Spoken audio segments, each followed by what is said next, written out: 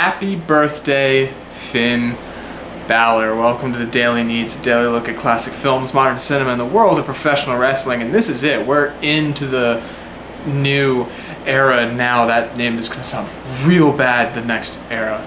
Anywho, we're in it. I'm not counting anything before tonight, the new era. This is it. Raw, new logo, new music, slightly different set. Let's move the announce desks away from ringside. It's different. It's less tables to crash into during matches, but that's fine. I kind of like it. Definitely like the new music. It's great. It's not that same old boring song. It's new and it's different. And we're into the brand split. The brands have split. This is the first live Raw. Well, Raw's been live. It's the first Raw since the draft. The first since Battleground. And the first with this new roster with the call-ups and stuff. So we're in it, and the first 20 minutes of the show, I bounced back and forth from giddy with excitement to furious anger multiple times. Let me tell you why. Giddy with excitement, Stephanie just blaming Roman for not bringing the title to Raw. You messed up, son. You messed up. And then she's saying that Raw needs a title. So I'm thinking, alright, they're going to bring out that big gold belt again. Fine, yeah, just they've got the main title on SmackDown to give SmackDown some stuff, and bring up a slightly lesser world title for Raw. No. We're going to make a new title. We're going to call it, after the fans, the Universal Championship.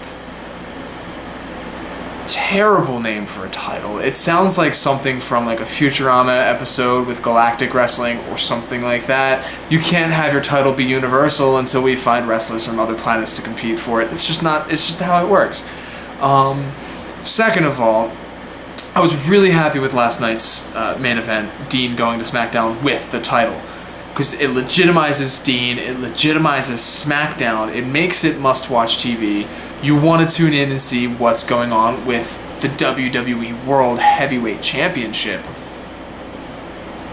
And before we can even get to Tuesday SmackDown, Monday Night Raw, we're going to announce our title, and ours, it's not a world, it's Universal! It's all of a sudden this title with no lineage, no history behind it, the brand new, just fresh from Steph McMahon's pooper.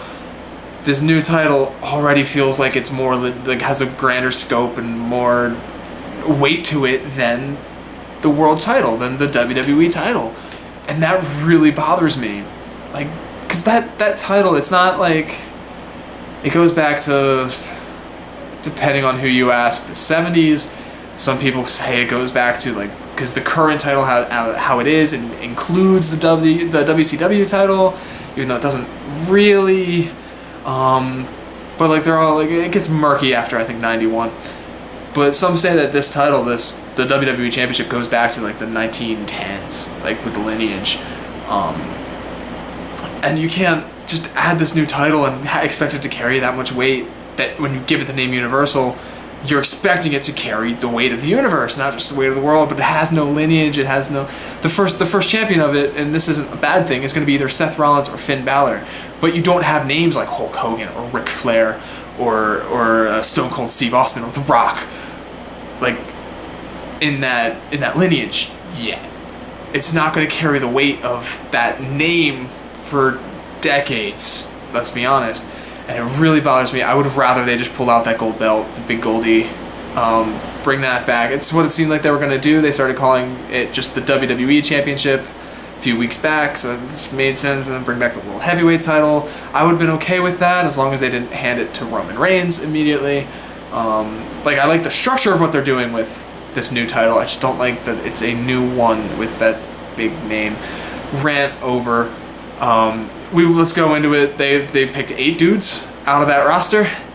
We're going to do 4 Fatal 4-Ways, and then the main event tonight's going to be the winner of those 2 against each other. Winner faces Seth at SummerSlam for the Universal title.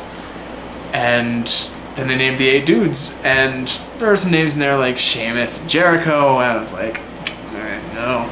But then looking at it, they had the whole roster out there. Who else would it have been? Maybe like Aaron Young, But no, he's coming off of a nothing last night, so it didn't really make sense. So I guess it's fine. It kind of exposes a little bit how thin that roster is, but I'm sure there's going to be some more call-ups and debuts and returns and stuff in the next couple weeks, so it should be okay. But when they named Finn as the 8th guy, I mean, everyone knew it was coming. It's his night, and he wasn't actually out there. And I looked for him when everyone was coming out. He didn't show up, and just snuck his way through the back like a boss, and huge pop, and then his entrance both times, huge crowd reaction. It reminds me, they did something new with camera work. I don't remember seeing those big swooping crane shots before. Really liked those. Really stylish, made it look like bigger than the WWE even, and it added some value to the visuals of the programming. I definitely noticed that in Finn's entrance, just why I bring it up. But Finn wins that first 4-way, and of course Roman wins the second one. It was pretty obvious when the 8 names were called who would win each, which is cool. I still would have liked to have seen Sammy win the second one, but it's fine. He had his big win last night, which I'm still super excited about. We had the New Day come out, celebrate their longest title reign ever, which again isn't true going back to belt lineages. I read today that I think Demolition held it for 400 something days, but the belt had a different name then, even though it's merged with the other belts and became this belt.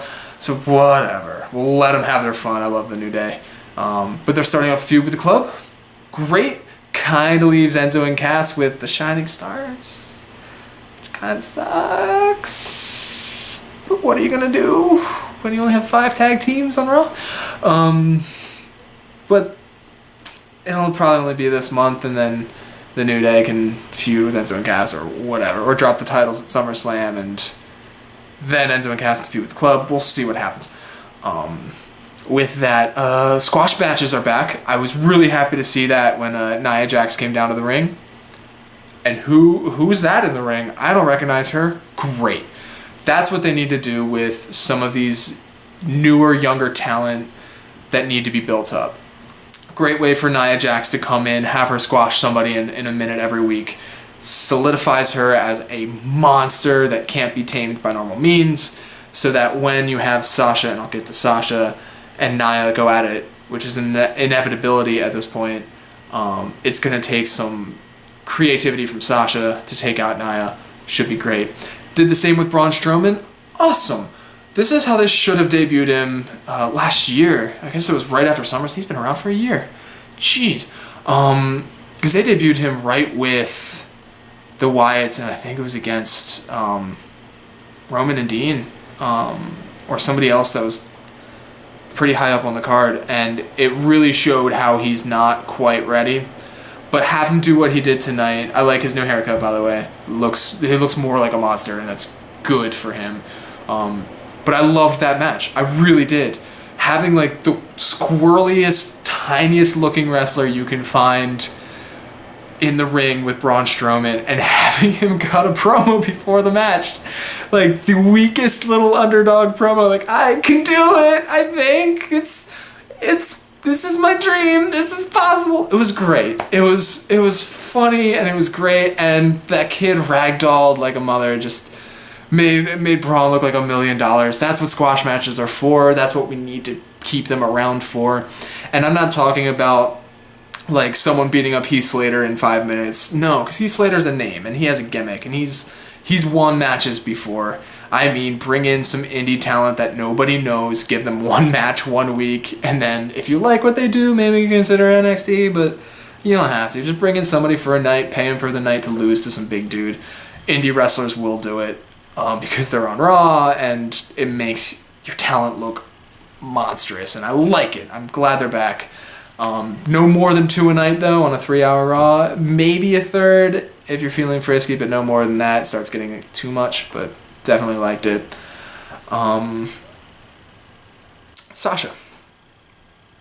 Sasha Banks is the WWE Women's Champion. I thought they were going to wait till SummerSlam. I knew it was coming soon. I thought they were going to do it in Brooklyn where she had that match last year, although now this opens up for a match with Bayley for that title in Brooklyn. Probably not this year, probably Mania, but still, the match was amazing. It was absolutely incredible. Since all the four horsewomen have come up, 3 at the beginning, this Divas Revolution started last summer, and since then, like, there have been some great women's matches. Like Charlotte and Natalya put on a few really good ones. Becky has been involved in a few really good ones. Of course, Sasha. But this might have been one of the better ones they've had. It was emotional, hard fought. Sasha did my favorite spot of all time, which is the throw the weapon at the other person so they catch it and then pretend to be hit by it spot. It's a heel move, but it's so great and underutilized, I think. But it was used perfectly to get Dana out of there, even the tide for the rest of the match. And then Sasha did a dive to the outside, almost broke her face. Charlotte hit that disgusting moonsault off the top rope to the outside. Just, they wrestled like wrestlers. They didn't wrestle like divas. And it was so nice to see these two women put their bodies on the line the way the men do every week. And it felt like they weren't limited by anything. They weren't limited by the back room to wrestle like women. They were just told to go out there and put on a good match. And they did, and they sold it. And then Sasha had her, and she tapped clean win. Charlotte lost the title on Raw. When they announced the match, I had a feeling, because it's the first of the new era. They got to do something. They got to make it must-watch TV, so change the title. So I would have changed my mind if they had also announced a U.S. title match, but no, this is it. I just kind of wish it would have been on a bigger stage, because that match was worthy of a pay-per-view. Match could have worthy of a Mania, even definitely a SummerSlam. So great work from them. And then the main event, I think I talked about everything else. We got Roman and Finn. A lot of near falls. I was worried a few times that Finn was going to lose, and my reasoning was that I feel like in the back they're thinking, I'll put a belt on Sasha so no one will complain when Finn loses to Roman, and we send Roman to win the Universe title. But no, they put Finn over. Finn won, and he won clean, and actually I think everything was a clean win tonight except Enzo and Cass was a little squirrely. But Finn Balor beats Roman Reigns. This guy, this indie prodigy, made his name in Japan and like Rev Pro, and came up through NXT. But was a name before then. This guy from the outside came in and beat the homegrown Rock's cousin, Vince's baby boy, Roman Reigns. Finn came in and won. Great to see. Great. The match wasn't as good as Sasha and Charlotte, but it was exciting at the end with all the near falls, and then Finn hit that last sling blade and started getting up. It's like this is his finishing sequence. He's already like handled Roman's. He's going into his finishing sequence. Is he going to win this? And he did. And now we're going to have Finn Balor and Seth Rollins for the, I hate saying it, the Universal title at SummerSlam. And it's so exciting. And I can't wait to see what Finn paints on his body. I can't wait to see what they do in the match, because these are two different performers. They're not like the big bulky dudes. These guys can move and do flips and all that fun stuff and high risk, and it'll be an interesting, really cool match to see. Definitely a dream match since Finn's been called up, and we're getting it right away, which is awesome. Super looking forward to that. So yeah, overall, I'm digging the new Raw. They've easily filled 3 hours with half a roster, and not too much felt like filler. A little bit of the Golden Truth playing Pokemon, a little fillery, but even then it was rule of threes. You have them show up 3 times, and 4 if you count the interference in the match, but still it was just, they were short segments. They didn't go on too long. Nothing overstayed its welcome. They kept more time for the matches tonight than the segments, which made it feel more like a wrestling show and not a soap opera, which I definitely appreciated tonight. It's been a good 2 days of wrestling. Hopefully tomorrow continues the same. So yeah, I'll be back tomorrow to talk about SmackDown Live, their first live outing See the fallout from Battleground. I'm assuming AJ is going for the world title next, but we shall see tomorrow. Until then, you can like, share, and subscribe. You can leave a comment in the comment section below. And you can also follow me on Twitter @DailyNeitz. And until tomorrow, bye.